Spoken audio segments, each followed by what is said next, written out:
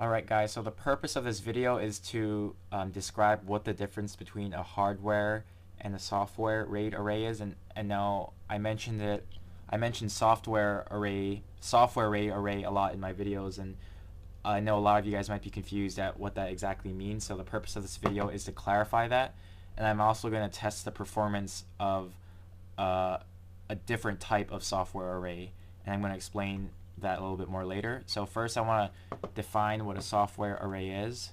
So this is something you might be familiar with on your motherboard, where you see you've got a bunch of SATA connectors, and then you go into your BIOS and you enable the RAID setting, and then you get this option where you can create yourself a RAID 0 or a RAID 1 array, or sometimes even a RAID 5 or RAID 10 array.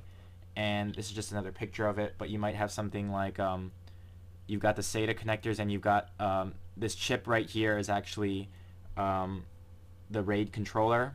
So this is what a software RAID array is, and when you buy the RAID enclosure, essentially what you're doing is you're taking the RAID controller and you're taking the SATA connectors and you're actually miniaturizing it into this little slot here. So you're taking this RAID controller and you're taking the SATA connectors and you're miniaturizing it into this little slot, and you're giving yourself a USB connector. And now both of these are actually they're software RAID arrays, and the reason why they're software RAID arrays is because both of these utilize special software chips that can emulate a RAID controller. And here's where I want to distinguish between the software RAID and a hardware RAID. This is what a hardware RAID will look like. What you're going to have is this particular model can actually handle 16 hard drives, and what you've actually got right here is you see this well, one, you have a PCI Express interface, and you've also see this big chip in the middle.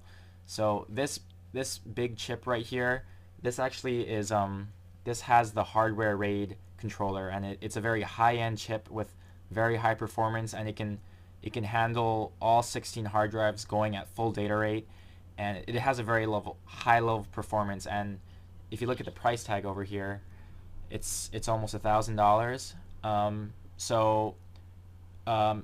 Its performance is much higher, but the reality is that most normal people without a lot of money will not be able to afford a hardware array.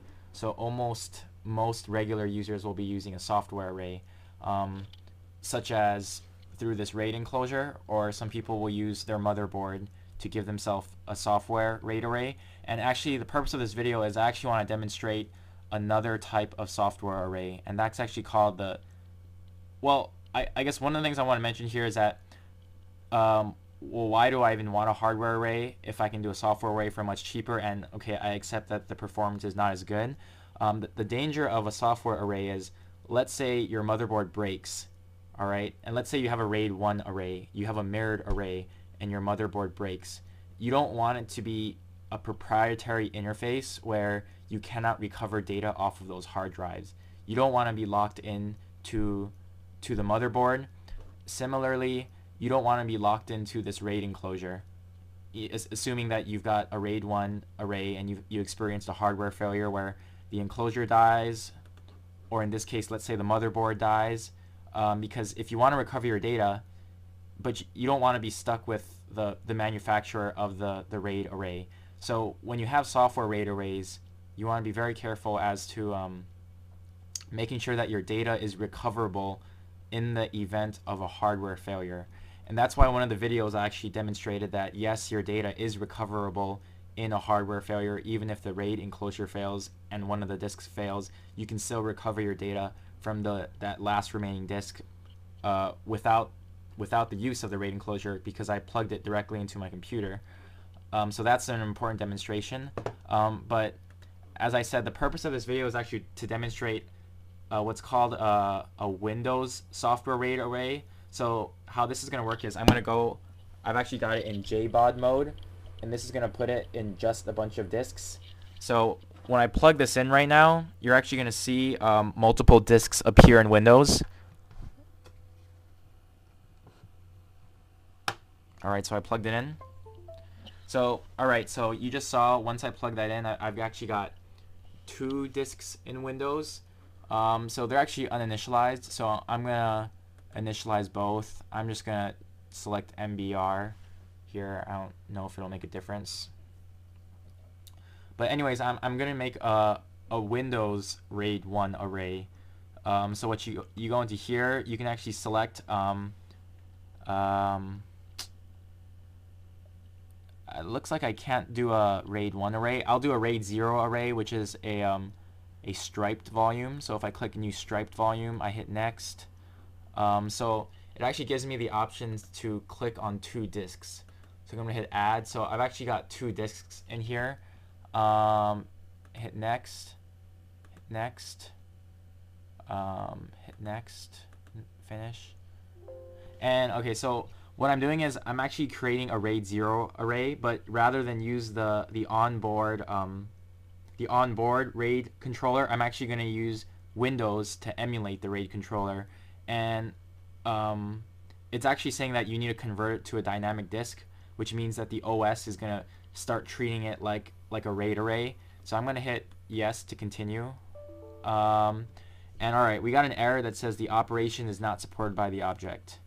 So it looks like a Windows software array is not possible. Let me try a span volume. Next, next, next, finish, yes. Alright, so it looks like you cannot make a Windows software RAID array. If you had physically 2 separate disks, Windows will usually allow you to make a Windows software RAID array, but in this case you see that Windows did not allow me to make that. I'll try this one more time, but it looks like Windows just does not allow me to make it. But if I do go simple volume, I'm sure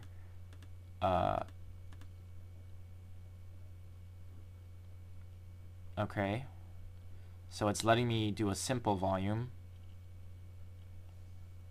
So the simple volume worked. So let me try another simple volume. Okay, I may have just done it wrong the first time, so let me actually try this again.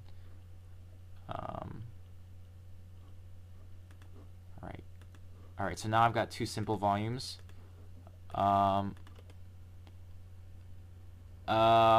so I still don't have the option to stripe or mirror these 2 hard drives, so it looks like even in JBOD mode you cannot make a Windows RAID array, which is unfortunate because I think it would have improved the performance if we were able to create the RAID array through Windows, because what that does is that actually takes the burden off of the RAID enclosure to do all the processing, and it allows Windows to do the processing, which the CPU in Windows is probably a lot more powerful than the chip that is in the RAID enclosure.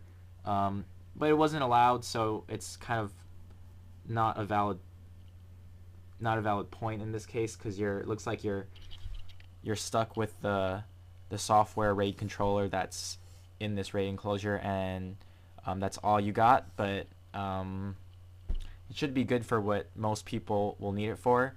Just keep in mind that these are the levels of performance you're going to be getting, and you probably won't get any better than this.